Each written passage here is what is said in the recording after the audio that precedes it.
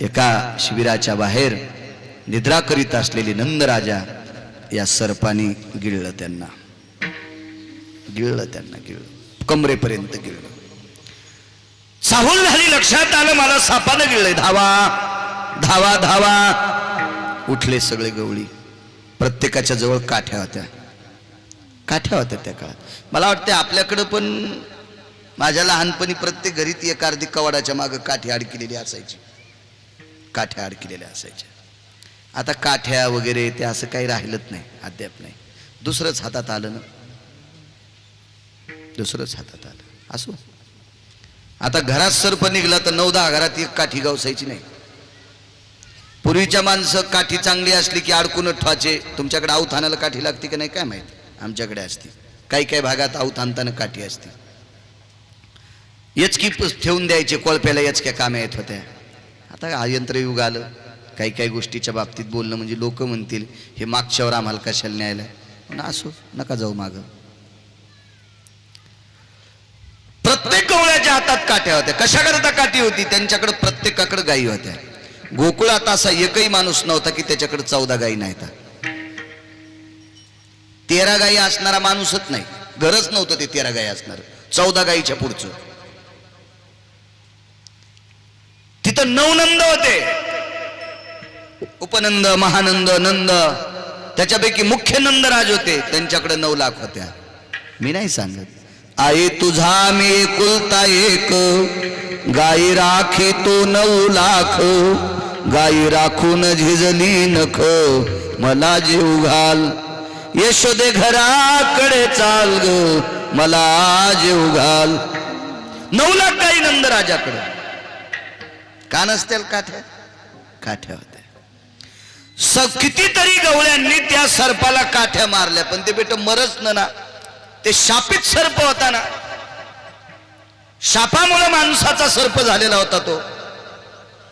दादांच्या कानावर वार्ता गेली. दादा धावत पळायले, पळा पळा पळा पळा पळा पळा. बाजूला कृष्ण कन्हैया होते. कन्हैया पळ रे, बाबांना सापाने गिळले. दादा पळत होते, भगवान सावकात चालत होते. त्याला माहित होतं होय सर्प कोणी म्हणून. त्याला माहित होतं सर्प कोणी.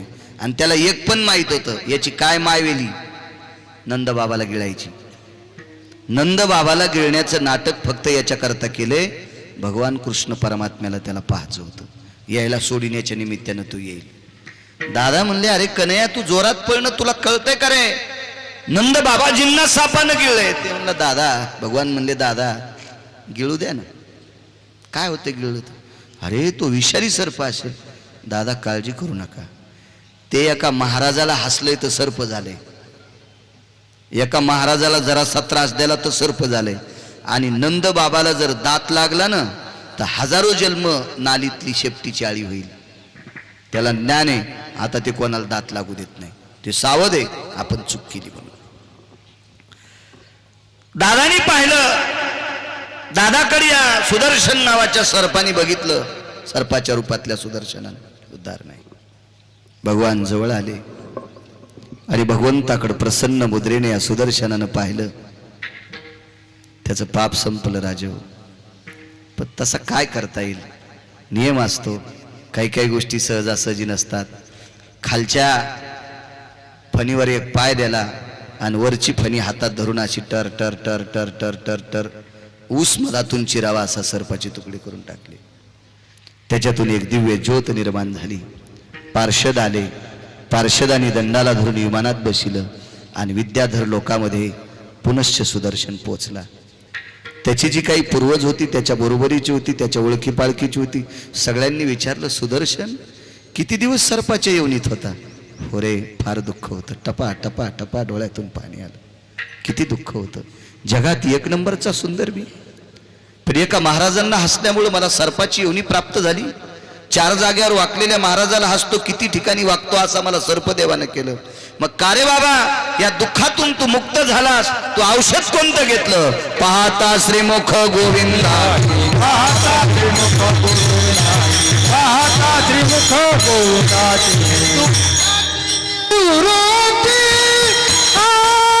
सुखाच्या सुख, सुखाची निवृत्ती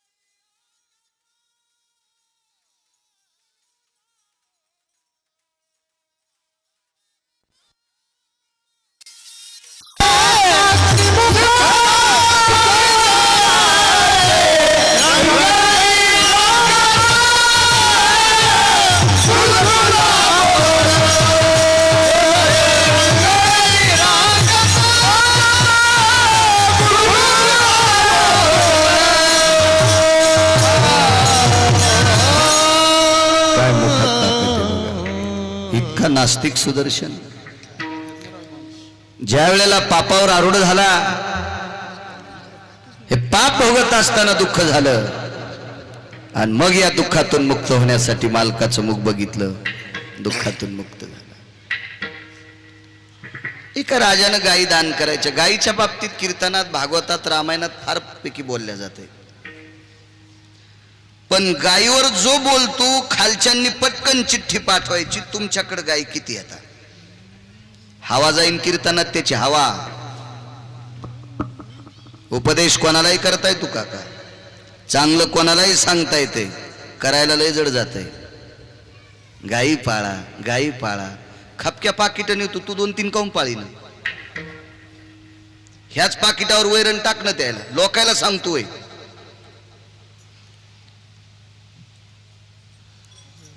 लोकांना गायीचं महत्व सांगून महाराष्ट्रातल्या 2500 गौशाळेला चारा पुरवणारा एक निष्ठावंत वारकरी पाहिला. त्या वारकऱ्याचं नाव आहे संजय महाराज पाचपोर.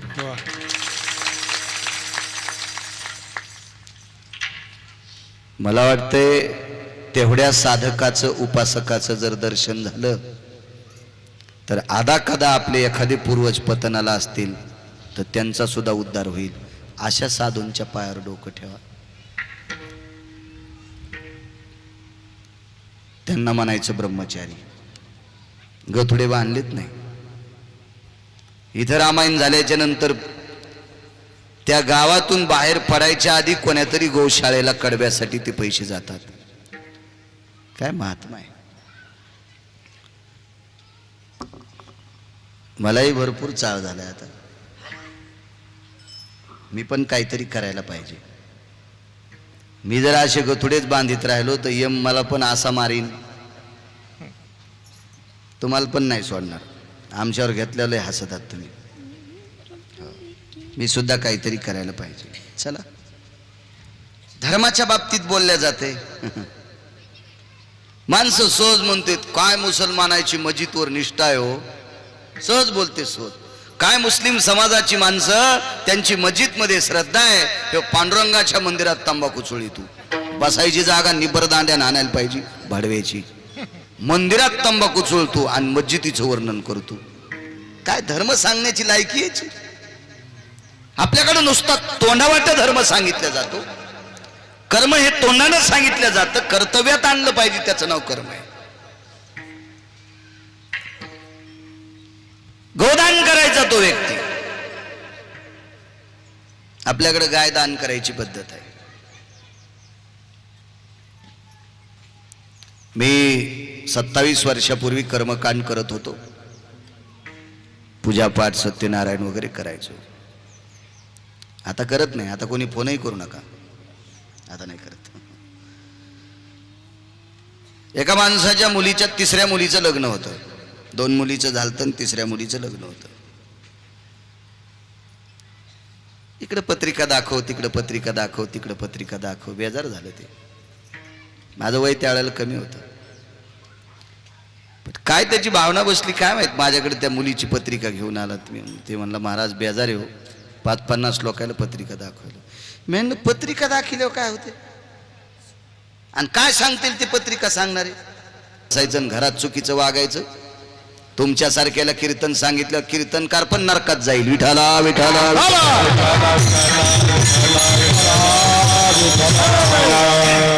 चांगलं वागणं हा सर्वात मोठा. मेली. तिला निकाळ्या झालता. कारण त्यानं शेपूट पाहिली होती, काळी पडली होती. आणि त्या निकाळ्या झाला म्हणजे अत्यंत ताप वाढली. ते शेण सुद्धा काळं पडतंय. हे जुनं शेतकरी होतं ते. त्यानं ती गाय देऊन टाकली. फायदा काय नाही मला. गाय पुरायला 1600 रुपये लागले.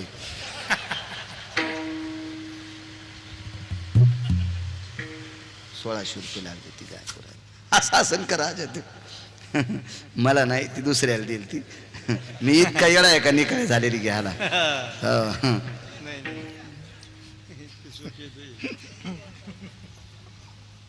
गोड गाई सरड्याच्या योनीत आला. काय करावं. एकदा त्या मालकाचं मुख बघा. हा सरळ सरपडत सरपडत सरपडत सरपडत यमुनेच्या तीरावर पोचला. गोवर्धनाच्या बाजूला आला आणि त्या गोवर्धन पर्वताच्या पायथ्याला एक दिव्य तेजस्वी असा एक खड्डा होता. त्या खड्ड्यात त्याचं वास्तव्य झालं. मोठा सरळ झाला तो. आणि गायीची वळती हाणत असताना एक गुराखी तिकडे गेला आणि त्या गुराख्यानं त्या खड्ड्यात डोकावून पाहिलं तर वाटीसारखे डोळे होते त्या सरड्याचे. मोठी अशी चाकासारखी डोळे होती. दादा काय रे, अशी चांगली चाकासारखी वाटुळी डोळे, एवढा मोठा सरड आहे. दादा म्हणले मूर्ख आहेस की काय रे, एवढा सरड्या असतो का. दादा बघायला गेले. सगळी गोपाळ खेळ खेळत होती.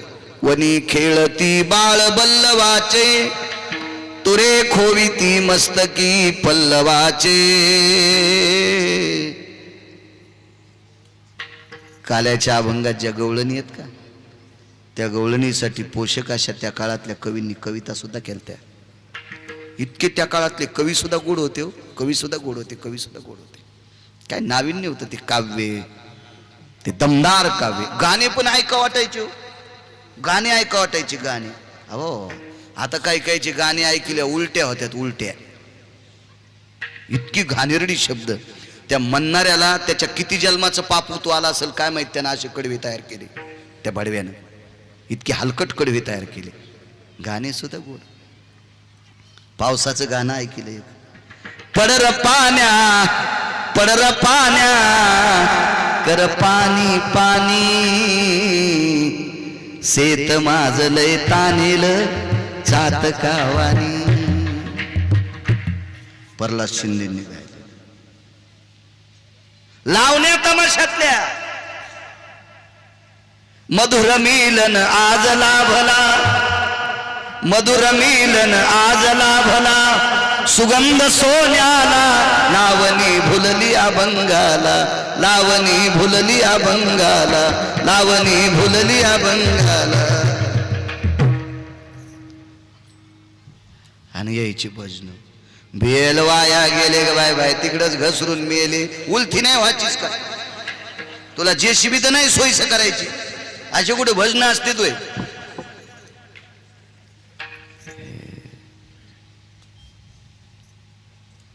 आपल्या लोकांनी खरंच लाजा सोडल्यात. धर्माचं वाटोळं करायला येते बडवे.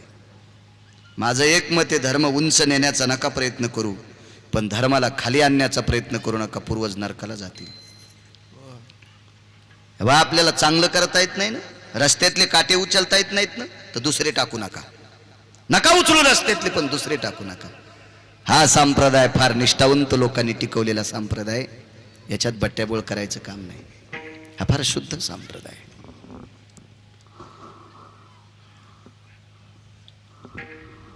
दादा म्हणतात कन्हैया बगरे बगरे बघ बघ किती मोठे डोळे आहेत. दादा तुम्ही वेडे आहात का. चाकासारखी डोळे कुठे सरड्याचे असतात का. त्याला कळत नाही वे. त्याला सगळं माहित होतं, पण त्याला पक्का माहित होतं माझ्या भेटी करता आले. देवदर्शन कोणालाही देतो, पण त्याचं पाप संपवावं लागतंय. देतसे दर्शन देताशी दर्शन, देतसे दर्शन, देताशी दर्शन.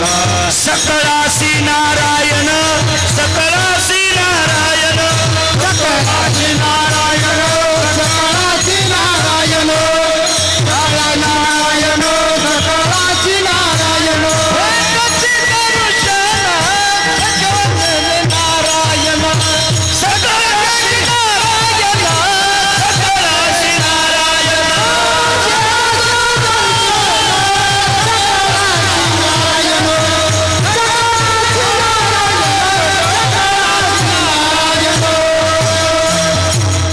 देतसे दर्शन सकळाशी नारायण. देव दर्शन देतो, पण अभिमान संपायला पाहिजे. तो माझा अभिमान नामा म्हणे सांग खून. गोपीला सांगितलंय तुम्हाला अभिमान झाला. अभिमान झाला की देव जवळ नाही. मला असं वाटतं नृगराजाला मी दानशूर आहे, माझ्यासारखा गायी कोणी दान करणारा पृथ्वीभुवनात नाही. याचं थोडस गंडल आलेला असावा, असं मी म्हणत नाही, पुराण सांगते काका, पुराण सांगते. चला काहीतरी कर्माची गुढी चुकली, तो आढा बसला आणि सरड्याच्या येवणीत दादा सांगतात कन्हैया ये रे. शेवटी भगवान आले आणि प्रसन्न मुद्रेनं भगवंताकडे बघितलं. नृग पूर्वपदाला पोचला. तिथल्या पूर्वजांनी विचारलं, नृगा अरे अगणितो भयजायनम धेनुम दातृत्वानाम धराधरेषु य पवित्रायाम प्रसन्नस्तु पवित्रयो. या पृथ्वीला पवित्र करणारी, जिच्या पदस्पर्शाने, जिच्या गोमूत्राने, जिच्या शेणाने, जिच्या दुग्धाने विश्व तृप्त आणि पवित्र होते, अशी पवित्र वस्तू दान करणारा तू नृगराजा सरड्याच्या येवणीत गेला. किती दुःख होतं आणि त्या दुःखातून तू मुक्त झाला, तुला सुख प्राप्त झालं. औषध कोणतं घेतलं? पाहता श्रीमुख गोविंदा, पाहता श्रीमुख गोविंदाचे, पाहता श्रीमुख गोविंदाचे. हे दुःखाची निवृत्ती, सुखाचे सुख.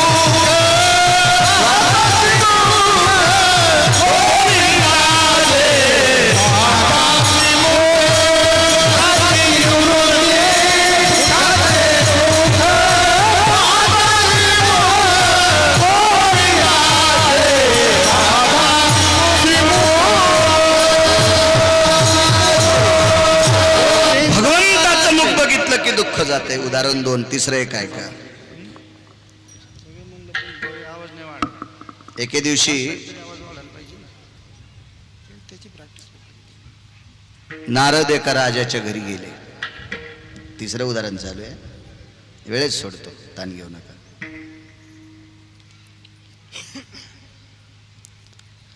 फार मोठा राजा आहे. किती मोठा राजा सांगू का? एक पद असलेला मंत्री नाही. एकट्याकडे 222 पद आहेत. एकट्याकडे 33 कोटी देवाचा राजा इंद्र, आणि त्याच्याकडे एक संन्याशी गेला, 6व्या क्रमांकाचा संन्याशी. याही संन्याशाला अनन्यसाधारण महत्व आहे आपल्याकडे. का त्या संन्याशाला महत्व आहे सांगू तुम्हाला. एका संन्याशाशिवाय आपलं काहीच होत नाही. लग्न झाल्यावर त्याच्या पाया पडणं, मग संसाराला सुरुवात. आणि नाही त्याच्या पाया पडला तर मेल्यावर त्याच्या दारात एकदा टेकावत लागतंय मड. पुढचे खांदेकरी मागन, मागचे पुढं, पदरातली ज्वारी तिथं सोडावून मग बेल नेऊन पुकाव. त्या संन्याशाचं नाव आहे मारुती राहिलो बुवा. फार मोठा संन्याशी अधिकारी. 19 संन्याशी वाचनात आले माझ्या. बाकीच्या जगात खूप असतील, पण 19 वेगळे. त्याच्यातला 6व्या क्रमांकाचा संन्याशी. हे संन्याशी देवर्षी नारद. शर्ट नाही, काय नाही, कमरेला लंगोटी होती फक्त, बगलात झोळी, ती पण भाकरी पुरती, गळ्यात विना चिपळ्या, गुंठाभर जमीन नाही, आश्रम नाही, बँकेत अकाउंट नाही, पैशाचं स्वप्न पण पडलं नाही, अशी संन्याशी. म्हणून या संन्याशांना कंसासारखा नालायक माणूस सुद्धा त्यांच्या पाया पडत होता. या चांगल्या माणसाचे कोणी पाय पडते? कोणी पडते पाय? बाईनं सन्मान केला, आदर आतिथ्य केलं, पाद्यपूजा केली. नारदाने सहज विचारलं, बाई खुशालात? हो म्हणली नारदा. खुशाल काय विचारता? माझ्यासारखी सुखी जगात कोणीच नाही. जरा अशी उचकानानं बोलली, नव्हतं बोलायला पाहिजे. बोलली. ती कोणाला बोलली माहिती का? सगळे सुख ज्याच्या पायावर लोळते त्या नारदाला हिनं काय सुख सांगायचं? ते म्हणली, महाराज मला खुशाल सुख काय विचारता? माझ्यासारखी त्रिभुवनात कोणी सुखी नाही. ते नारद होते, गिरगावचा बाळू थोडाच होता. याला पाकिट घ्यायचं असल्यामुळे ते बोलून गोड. त्याला काहीच नव्हतं घ्यायचं, मागणं पुढून फुकुटा उड. त्याला काही समजत नव्हतं काही बोलण्याचा. नारद म्हणले, बाई तुम्ही त्रिभुवनात सुखी नाहीत. तुम्हाला पुढच्या 4 दिवसाच्या नंतर आंतरवालीमध्ये ऊस खुरपायला जायचंय. बाईच्या गावात चिंतामणीच्या सडका येतात, कल्पतरूची झाडं येतं, कामधेनू गायी येतात, सोन्याचं भुवन आहे, जेथ रंभ्या ईशा नाचणी. या काचाच्या टिव्या नाहीत तिला पाहायला. प्रत्यक्ष रंभा उर्वंशी मेनका तिलोत्तमा नृत्य करतात असं वैभव आहे. इंद्राची बायको शची आहे तिचं नाव, जयंत नावाचा पुत्र आहे, जयंती नावाची कन्या आहे, ऐरावत नावाचा हत्ती तिच्या मालकाला बसायला आहे, 14 रत्नापैकी एक, एवढ्या सत्य 33 कोटी देवाच्या राजाची बायको आहे, आणि तिला आंतरवालीत ऊस खुरपायला यायचं. सगळं मेकअप घामानं खाली आलं,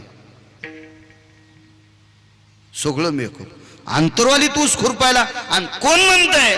नारद म्हणले, बाई मी म्हणतो. कोण अंतरवाली श्रीमंत मला खुरपायला बलिनार? म्हणले, बाई तुला बलिनार कोणीच नाही, तुला भाकरीसाठी बळच खुरपावं लागणार आहे. अहो मी 33 कोटी देवाच्या राजाची पत्नी. बाई अजून 4 दिवसाला पुण्य संपायलंय ना, 4 दिवसाला तो पुण्य संपल्यावर तुला वरी राहता येत नाही, तुला खाली जावं लागत आहे. जव पुण्याची पावटी सरे येऊ लागती माघारे, सोयाबीन कापायला, बराशी खांदायला, कापस खुरपायला, ऊस खुरपायला, ऊस तोडायला येऊ लागती माघारे, गादीव झोपायला नाही. जोपर्यंत पुण्य आहे तोपर्यंत तिथं राहता येते, पुण्य संपलं की संपलं. तुका म्हणे जाती पुण्यक्षय अधोगती, पुण्यक्षय अधोगती, पुण्यक्षय अधोगती. तुका म्हणे जाती पुण्यक्षय अधोगती, पुण्यक्षय अधोगती, पुण्यक्षय अधोगती. तुका म्हणे जाती पुण्यक्षय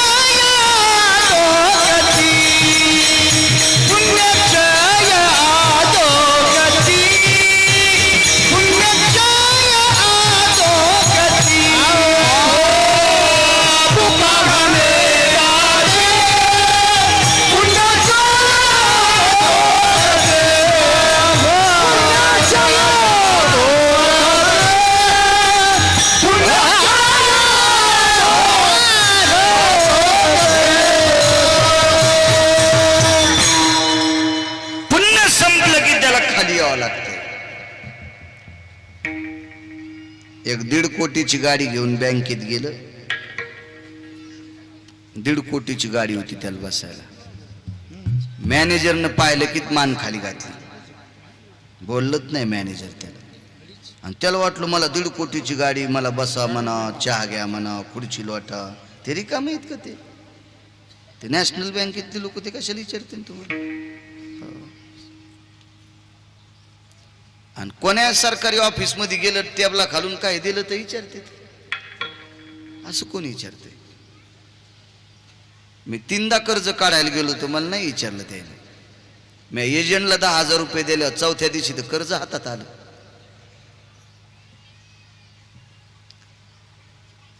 अशा शेतकऱ्याला त्रास देणाऱ्या भडव्या अधिकाऱ्याचे अंगुठे त्याची पोरं झोपीत घेतील. जो शेतकरी चुकीचं वागतो त्याचं काम करू नका. मी नाही कर्ज मागायला गेलो, मला संध्याकाळी पास होते, मी कशाला मागू?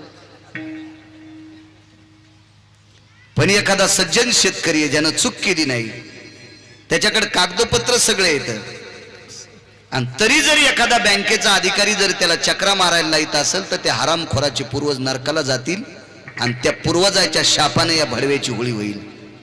कारण ज्याचं दुकान रस्त्यावर आहे, ज्याचं दुकान उघड्यावर आहे, ज्याच्या दुकानाला झाकण नाही, असं एकच दुकान आहे, तो माझा शेतकरी राजा आहे. आणि त्याला जर एखादा अधिकारी पदावर बसल्याच्या नंतर त्रास देत असेल तर त्याच्यासारखं पाप दुसरं कुठलं नाही. बँकेत गेल्या मॅनेजरनं खाली मान घातली. नंतर एक म्हातारा आलं, त्याची नात दवाखान्यात न्यायची होती पैठणला. नातीला दवाखान्यात नेलं, डिलिव्हरी होती, बाळंतपण करायचं. डॉक्टरने सांगितलं सीझर करावं लागते. नातू घरी आला ना आजाल म्हणला, बाबा 50,000 पाहिजे. ऊसाला पाणी देऊ लागलं मथर, जांभळीवर शर्ट अडकिलेलं, बनेल होती अंगात, धोत्र खोसलेले, आच्या गोच्या, खांद्यावर खोरं, पार घोट्याच्या वरी पाय भरलेले. मथर म्हणलं आता बाळंतपण म्हणल्या उशीर कशाला, बसव गाडी. तसंच बनेलीच पैठणला बँकेत. या मथऱ्याला पाहिल्याबरोबर मॅनेजर खुर्चून उतरलं, या काका या या या. आणि म्हातारा आले इंडिकेटर तुटलेल्या गाडीवर, या काका या काका या या या. या 1.5 कोटीच्या गाडीत आलेल्याच झालं धुपन. ते म्हणला मी 1.5 कोटीच्या गाडीत बसून आलो, हे म्हातारे या इंडिकेटर तुटलेल्या मोटरसायकलीवर आले आणि मॅनेजर याला काका काका म्हणाले. काय पाहिजे काका? 50,000 नातीला दवाखान्यात नेले. 49च काढता येतात ना. बरं 49 द्या. मॅनेजरनं स्वतःच्या खात्यावरले 1000 दिले. आपले उद्या परत करा. काही विश्वास असेल ना मॅनेजरला, त्या विश्वास असेल. 50,000 दिले. दमान जा, वाटात कुठे थांबू नका.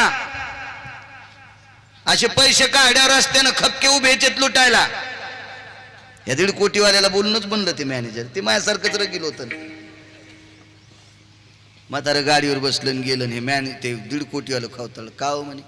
त्याचे पाय भरलेले, बूट नव्हता घातला. म्हणलं भरक्या पायात बूट कसा घालतील? शर्ट नव्हतं. म्हणले नसल ना त्याला. नातीला दवाखान्यात नेलं म्हणलं शर्ट घाल लावा, गन पावडर करा, काय येडेवणीच न काम. एका गावात भागवताला घेत होतं. त्या गावातलं एक म्हातारं वारलं आणि त्या म्हाताऱ्याचा विवाह आमच्या गावात. मग मला निरोप आला म्हणे बाळू महाराज ते फलानी फलानी वारले, तुमचे यजमान होते, वय होतं 90-95 वर्षे आणि 11 वाजता माती तुम्ही या. तर मग मी आता आपल्याला गाडी गिडी काही नव्हती, तर म्हणलं त्याच्या विवाहाकडे गाडी होती.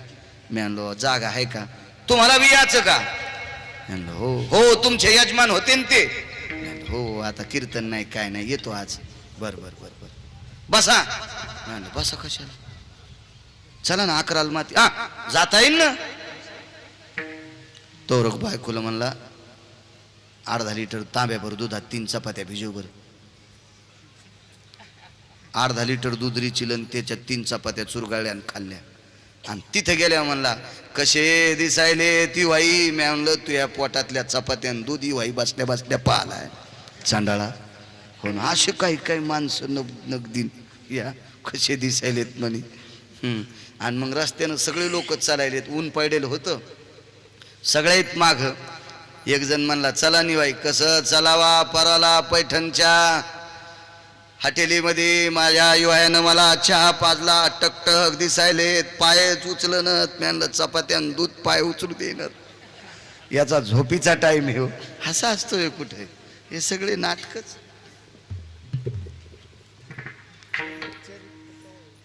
बाळंतपणाला नात गेली. शर्ट घालान, बुट घालान, सॉक्स घालान, गन पावडर करा, याला कुठे वेळ असतोय? ते म्हणजे शर्ट शेतात अडकिलेलं, डिलिव्हरीचं काम आहे, ऑपरेशनचं काम आहे, त्याच्यामुळे आले असतील. नाही तुम्ही तुमचे 1000 दिले नाही, ते वापस देतील ना आमचे. विश्वास आहे. त्या म्हाताऱ्याच्या गळ्यात माळ होती खरी खरी म्हणालो, खरी. काही गोष्टी झाकायची नाही, खरी माळ होती. काही काय माणसं उगत माळ हातात आहे, माळ हातात आहे. भांडवलच केलं काय काय त्याचं. हो, भांडवलच. ती माळ पण म्हणली असन ह्या नालायकाच्या गळ्यात मी आलीच कशी. मोह काही मागच्या जन्मातलं पाप होतं काय हरामखोराच्या गळ्यात आले मी. कशाला माळच? एखाद्यानं म्हणावं बिडी, माईच बिडीत नाही, चुरगाळलीच खिशात. माईचं बापाचं काही कायला तर एरीच वाटायला, एरीचाचा पाचोळाच वाटायला, पाचोळाच. असो का म्हणे 49 विड्रॉल भरली, तुम्ही मला विचारलंच नाही. मॅनेजर साहेब म्हणले मी कॉम्प्युटर पाहण्याच्या नादात होतो, तुम्हाला पाहिलंच नाही साहेब. बर बर बर बर, आपली विड्रॉल तुमची लिहिता येत नाही. म्हणजे का? पॅनल्टी लागू लागू तुमचं खातं 0 झालंय. किती कोटीच्या गाडीत आलता? 1.5 कोटीच्या. म्हातारं तुटक्या इंडिकेटरच्या गाडीत. म्हणजे त्यांना कशी दिली? त्यांची जमीन धरणात गेलेली होती. त्या काळामध्ये 10-15 कोटी रुपये आमच्या बँकेत टाकलेत. आता 125 कोटी त्याच्या आमच्या बँकेत जमा येत. म्हणून उघडा आलं काय, मळकं आलं काय, आणि पाय भरून आलं काय, बँकेत त्याला किंमत आहे. 5 कोटीच्या गाडीत आला आणि खातं 0 झालंय, त्याला कोणी विचारीन सुंबळ्याला? तसं वरी राहण्यासाठी पुण्य लागतंय, खात्यावर पुण्य पुण्य. भंगिरायला कोणी विचारित नाही. बाई तुला ऊस खुरपायला जायचंय, घाम आला बाईला. महाराज हे दुःख नकोय, याच्यातून मुक्त व्हायला पाहिजे. बाई तुला सुख पाहिजे, आता तू इंद्राची बायको आहेस. याच्यापेक्षा जर तुला सुख पाहिजे असेल तर पाहता श्रीमुख गोविंदाचे तू मालकाचं मुख बघ, तुला सुख प्राप्त होईल. कुठे सापडेल मालक? गोकुळात आहे. मग ही इंद्राची पत्नी शची राधेच्या रूपानं गोकुळात आली. राधा कोण आहे? तर इंद्राची पत्नी आहे. खाली आली अनया नावाच्या गवळ्याची पत्नी, प्रभावती नावाच्या गोपीची सून म्हणून खाली गोकुळात जन्माला आली. आणि नारदानं सांगितलं होतं, बाई एक ना एक दिवस फजिती होईल, ती व्हायची नसेल, तुला सुख पाहिजे असेल, सुखाच्या पलीकडचं सुख, तर त्याचं मुख बघत जाय. आता भगवंताचं घर तिकडं होतं नंदराजाचं. नंदराजाच्या घरी भगवान वाढत होते. हिचा वाडा इकडं होता. पाण्याला जायला सरळ रस्ता होता, पण त्या निमित्तानं वाकडं जायची, आणि पाण्याला जाच्या निमित्तानं त्या घराकडे बघितली की दारात देव दिसायचा. पाण्यानं रांजून भरल्याच्या नंतर आता पाणी कसं आणता येईल सासरवासीने? महाराज सांगतात ती पुन्हा रिकामं करीत होती. भरला उलंडोनी रिता करी घट, आणि मिस पाणी याचे, मिस म्हणजे निमित्त, पण कशाची चट होती? चट म्हणजे आवड. भगवंताला पाहाची चट होती, आवड होती तिला. आपण काय म्हणतो, त्याला लय खाण्याचा चटका आहे बाबा. चट म्हणजे आवड, खाण्याचा चटका म्हणजे आवड आहे त्याला. तिला आवड एकच होती, त्या मालकाचं मुख बघायची. निमित्त होतं, मिश होतं.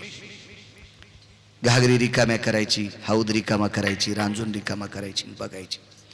देवाला बघण्यात पुण्य इतकं वाढलं. देवाला बघत बघत असताना इतकं पुण्य वाढलं, इतकं पुण्य वाढलं की त्या पुण्याच्या वजनानं त्याची मान वाकली.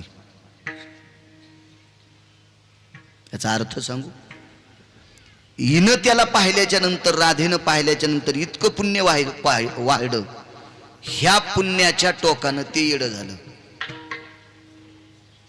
बैल दोहितो नंदा घरी, राधेला पाहून भुलले हरी. इतकं पुण्य राधेचं, तिला बघून इतका वेडा झाला, इतका वेडा झाला, गाई खाली न बसता बैला खाली बसला. कोण? विश्व ज्याच्या ताब्यात आहे त्याला जगाचा बाप म्हणतात.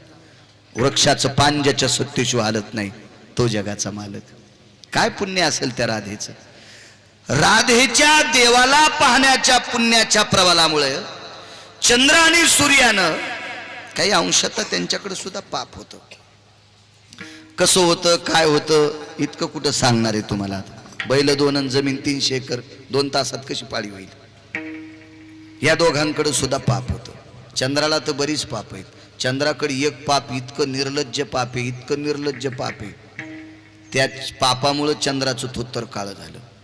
अजून काही उपपाप आहेत. सूर्याकडे सुद्धा 1-2 पाप आहेत, त्याचे प्रमाण मात्रा लक्षात घ्या. भगवान सूर्यनारायणाने विचार केला, देवाचं मुख पाहणाऱ्या स्त्री अत्यंत पवित्र आहे, हिचा आपण संग कसा करावा. म्हणून सूर्य आणि चंद्र तिच्या कानातले कुंडल झाले. एका कानातलं कुंडल चंद्र झाला, एका कानातलं कुंडल सूर्य झाला. म्हणून तर त्या कुंडलाचं वर्णन केलं, वारी आने कुंडल आले, डोळे मोडी तर राधा झाले. हो, आमच्या घरच्याला झुंबर केले मी, कान हालू लागली तर मी आणलं तुटतेन तुटतेन तुटतेन तुटतेन. ती म्हणली काल कीर्तनात तुम्ही म्हणले बाई वाऱ्याने कुंडल हालेन, माझे नाही झुंबर हालत का? मी म्हणलं तू हे सोन्याचे येत. राधेच्या कुंडलाचं वर्णन याच्या करता केलंय, त्या कुंडलात चंद्र आणि सूर्य बसलेले येत. तू लय हालू नकोस, कान तुटतेन. हो, कुठ तुटतेन कान. आपल्या कानातल्या कुंडलाचं झुंबराचं याचं त्याचं काही वर्णन नसते. काय अधिकार असेल बघा, त्या कानात चंद्र आणि सूर्य बसलेत. इतकी राधा पवित्र. पाहण्याची ताकद सांगतो पुढची. एके दिवशी जगाचा मालक आला आणि राधेला सांगितलं तुला काय देऊ? तिने सांगितलं देवा एक सांगतो. बसा बाई बसा, बसा बाई बसा, बसा बसा बसा बसा. टेकू द्या, त्या पटकन टेकू द्या. विठाला विठाला विठाला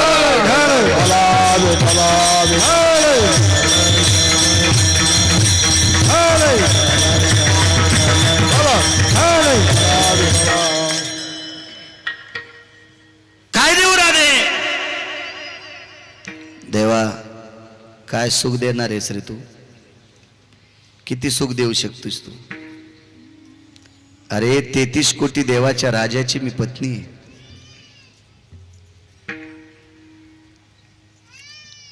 अमरपुरीचं स्वराज्य भोगून आलेली मी अधिकारी स्त्री आहे. मला काय देऊ शकशील?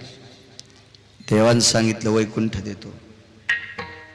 देवानं सांगितलं सत्यलोकातला ब्रह्मा लोटून तुला सत्यलोक देतो, गोलोक देतो.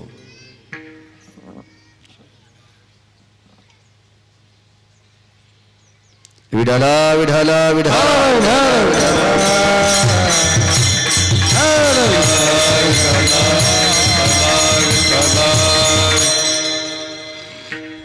शेतात उडा खाला पडदे लावून डमनीत, पडदे लावून डमनीत.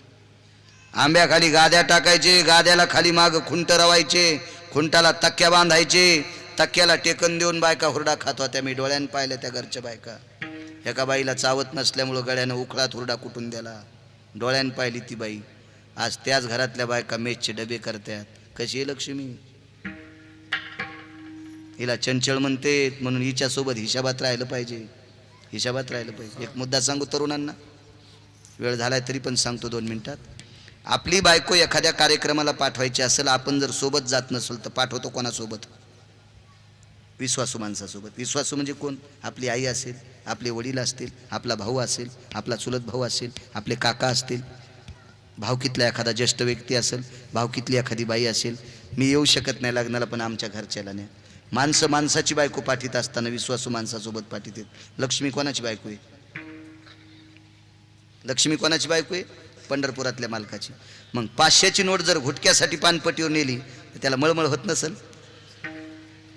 हा, माझी बायको 500 रुपयाची नोट एका घुटक्यासाठी पानपट्टीवर मोडायला नाही उताना करायचा का? ते आपल्याला पुन्हा सोयीचं व्हायचं कामच नाही ना. इतकं पालथं करीन जगातली कुठलीच शक्ती सोयीची करणार नाही. पैसा देव नाही राजे होत. आमचे काही लोक ब्रेक लाईनर उगाळल्यासारखे म्हणतात पैसे का संग न्यायचेत का? पण लक्षात ठेवा, अर्थ नावाचा पुरुषार्थ आहे. संत आणि देव, संत आणि देव, याच्यानंतर तिसरी शक्ती जगात कोणती असेल तर पैसा नावाची शक्ती आहे. हिच्यावर प्रेम करा, ही संग्रही ठेवा. संसारातल्या माणसांना कामी येत असते.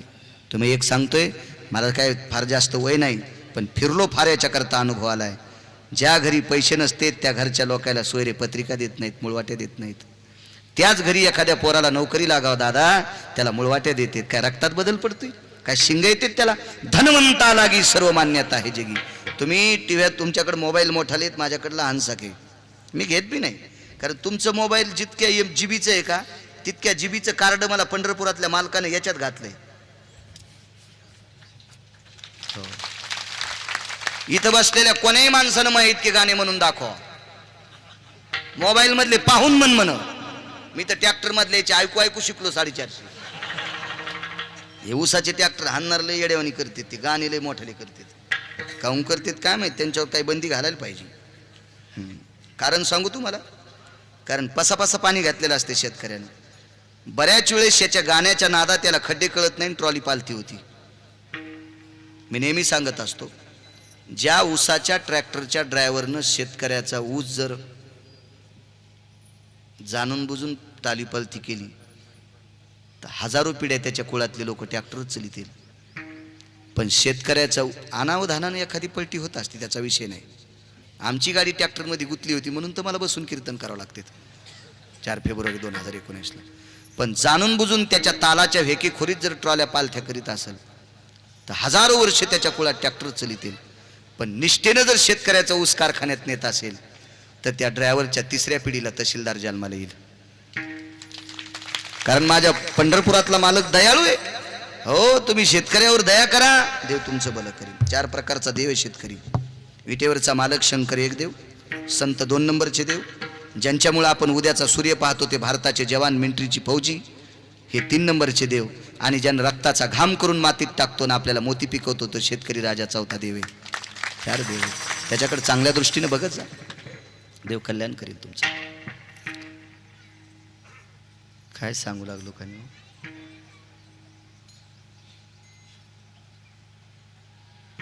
कशावर सांगू लागलो? कालिया. हा, बर. कालियानं पाहिलं. हा, लक्ष्मी सांगितली. आता लक्ष्मी तिला जरासं टिकी जा.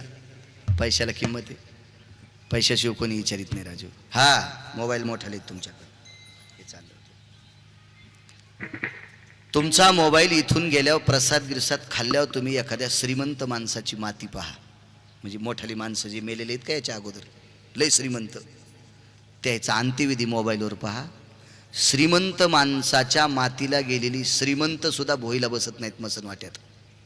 त्याला मसन वाट्यात पण सोफा शीट टाकलेली आहेत. धनवंतालागी सर्व मान्यता आहे जगी. हा मंडप बिना पैशाचा लागतोय. हे साऊंड सिस्टम बिना पैशाचं येते. आजची काल्याची पंगत ज्यांची आहे त्यांना वरून पडली का गहू ज्वारी? डाळीचं पोतं वरून पडलं असेल का? तांदळाचे कट्टे वरून पडले असतात का? काका कसं शक्य? अर्थ लागतोय. अर्थ नावाचा पुरुषार्थ 4 पुरुषार्थापैकी. म्हणून तरुणांनी वयाच्या 40पर्यंत आपल्याला लागतंय त्याच्या 4 पटीनं कमील्याच्या नंतरच खायचं. आपल्याला लागतंय त्याच्यापेक्षा रोज किती लागतंय त्याच्यापेक्षा 4 पटीनं कमवायचं मग जेवायचं. अर्थशास्त्राचा नियम आहे. तसं तर 16 पटीनं सांगितलंय. हो, एखादा म्हणील बाळू महाराज इतकं सांगायला याला चंद्राव घर बांधायचं का नाही? मी चंद्राव बांधायचंय का उंदराव बांधायचंय त्यानं ठरलंय. तू ठरव कुठं बांधायचंय. तो आपण आपल्याला लागतंय त्याच्यापेक्षा 4 पटीनं कमवायचं मग संध्याकाळची भाकरी खायची. तवा म्हातारपणात बसून खाता येईल. तर तरुणपणात बस स्टँडला गुटके चोळीत फिरला आणि मग म्हातारपणी म्हणला कसं का नाही आबाळ फाकलंय. आबाळ नाही फाकलं, भोय फाकली तू त्याच्यात जाणारेच. हा, इकडे तिकडे फिरला. दुसऱ्याच्या याला लग्नाला त्या साखळ्याला लोंबकाळू. हा, कवा बैल सांभाळली नाही, कवा मसड सोडली नाही, कवा दोरी वळली नाही, कवा कासरा आटला नाही, कवा येठण धरलं नाही. आणि पुन्हा म्हणतो आता आभाळ फाकलं. काऊन नाही फाकायचं? तुला फाकणारे देव. अर्थ नावाचा पुरुषार्थ. तरुणांनी कामं करायची, रिकामं फिरायचं नाही. असो, कालिया धरू लागला, धरू जाता सापडेना. दंड शिवडी मारली. तांडव गती मुंडन पर नाचत गिरीधारी. बम बम बम बम बम बम बोले बलिहारी.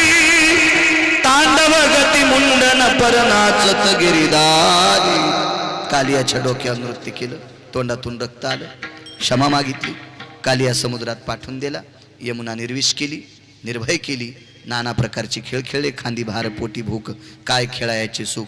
सर्व शिदोऱ्या एकत्रित केल्या. बिभ्रतं वेन शृंगायाम तटाभयस्थितां पापनाशिनीं हितार्थाय सर्वेन येन व्याधी निवरण हितार्थायं प्रसाद रस्तु कवलयं. गोपाल कृष्ण भगवान की. ज्ञानेश्वर ज्ञानराज मावळीद्वारा. आम्हा गांधी जन हॅलो, अंतरिका मेला नारायण. याच्यातलेच एक कडवं आहे. आम्ही जना भ्यावे तरी कान लाजे देवे. आम्ही लोकायला भ्यावं याची लाज तुला वाटत नाही, पण हे कोणी म्हणायचं पाकिट घेणार आहे ना? नाही का? आमची पात्रता नाही. ज्यांनी बुक्क्याचा सुद्धा कानकोंडा नाही. हार तर लांब सोडून द्या. बुक्क्याचा सुद्धा कानकोंडा नाही. अवरात्र भजन केलं. या साधूंनी देवावर ही सत्ता गाजवायची. आम्ही खपक्या पाकिट घेतो ना देवाला म्हणतो तू आमच्यासाठी कुठं लपला, तर ते अशा काठीनं मारीन. इंचभर जागा पण ठेवणार नाही. इंचभर इतकं लाल करीन, इतकं लाल. आमच्यावर घेतलेलं हसतात तुम्ही एकनाथ महाराजाचे चुलते आहेत का? तुमचे चेहरे पाहिल्या कळतंय किती बांध कोरितात. तर विठाला विठाला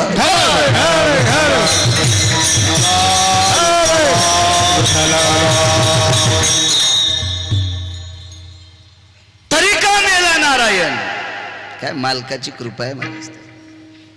विश्वात 1 नंबरचा सुंदर होता.